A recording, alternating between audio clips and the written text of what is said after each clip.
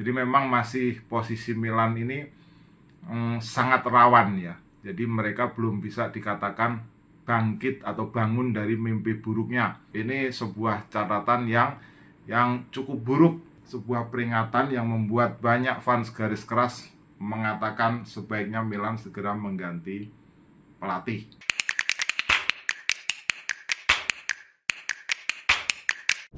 Salam pemirsa, ketemu lagi di Titis Corner.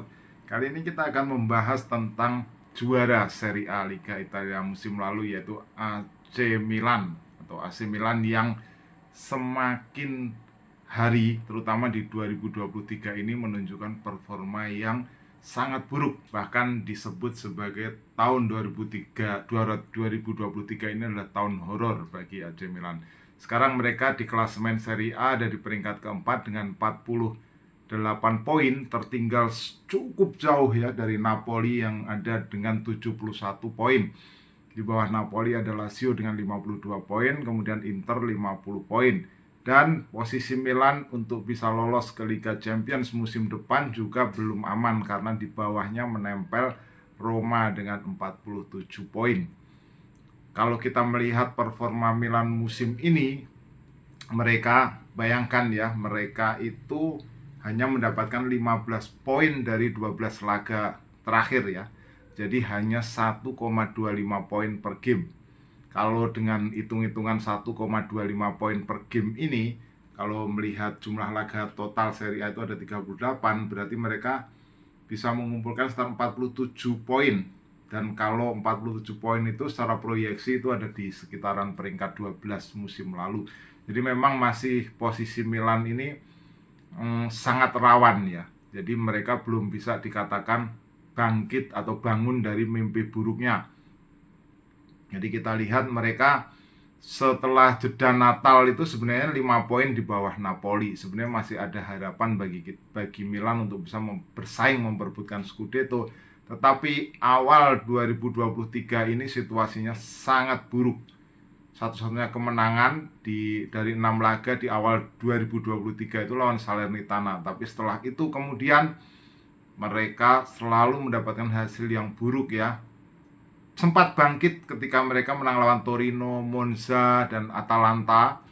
Jadi dari 6 laga awal 2023 ini hanya ada 1 kemenangan. Tapi kemudian mereka terus kalah dan bangkit lagi menang lawan Torino, Monza, Atalanta. Tetapi kemudian di 3 pertandingan terakhir lawan Fiorentina, Salernitana, Udinese, mereka hanya bisa mendapatkan 1 poin. Ini sebuah catatan yang cukup buruk. Jadi kalah sebanyak 7 kali, itu paling banyak di antara tim-tim yang bersaing atau mencoba untuk merebut posisi 4 besar di Serie A. Dan di 2023 ini mereka kebobolan 21 gol. Jadi ini terburuk ketiga ya setelah Cremonese dan juga Salernitana. Bayangkan sebuah tim papan atas bisa kebobolan begitu banyak gol. Rekor away mereka juga sangat buruk.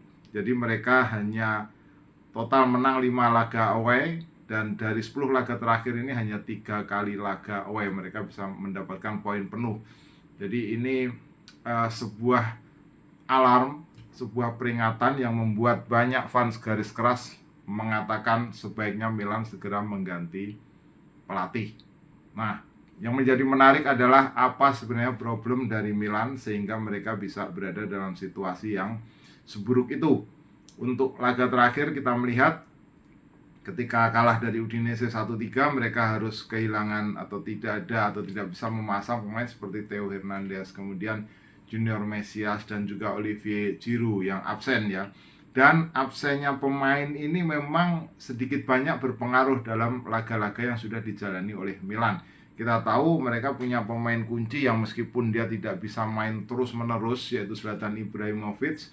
Absen cukup lama karena cedera itu juga punya pengaruh karena dia dikenal sebagai pemain yang memiliki leadership atau satu dari sedikit pemain yang senior dimiliki oleh AC Milan. Sisanya adalah pemain-pemain muda yang memiliki pengalaman atau mentalitas yang minim untuk laga-laga penting. Kemudian sebenarnya absen yang paling krusial atau kerugian yang paling besar itu adalah kehilangan Mike Maignan ya. kiper mereka yang sekarang menjadi kiper nomor 1 Prancis, Mike Maignan ini absen cukup lama. Jadi dia absen sejak September, 18 September sampai dengan Februari, 26 Februari. Jadi absen cukup panjang, padahal kita tahu dia menjadi salah satu aktor penting bagi Scudetto Milan musim lalu. Penggantinya tidak cukup bagus. Ciprian Tatarusanu ini kebobolan 21 gol dari 13 laga yang dijalani. Sementara Mike Maignan ini kebobolan 21 gol itu pada 32 laga yang dijalaninya musim lalu. Jadi perbedaan kualitasnya kelihatan sekali ya, kelihatan berbeda antara Tatarusanu dengan Mike Maignan ini. Nah, kemudian turunnya performa pemain yang bisa menjadi pembeda seperti Rafael Leao. Musim lalu Leao di Serie A ini dia mendapatkan 11 gol, 10 assist dari 34 laga yang dijalani. Nah, musim ini dia sudah main 25 laga, baru 8 gol dan juga 7 assist.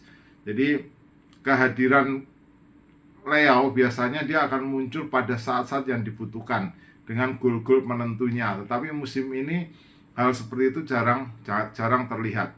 Kemudian penyebab lain ya, tadi absennya Mike Maignan, kemudian turunnya performa Leo. Nah, yang ketiga ini bisa juga seperti yang dikatakan oleh Ibrahimovic bahwa Milan adalah Champions of Italy, sehingga dengan beban atau menyandang gelar sebagai Champions of Italy itu membuat lawan mendapatkan tambahan motivasi untuk bisa mengalahkan Milan.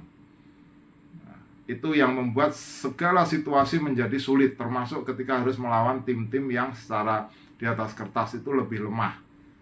Jadi sulit sekali untuk bisa mendapatkan kemenangan karena lawan seperti mendapatkan motivasi ganda setiap bertemu dengan Milan. Nah, yang keempat berikutnya adalah beberapa transfer yang gagal ya.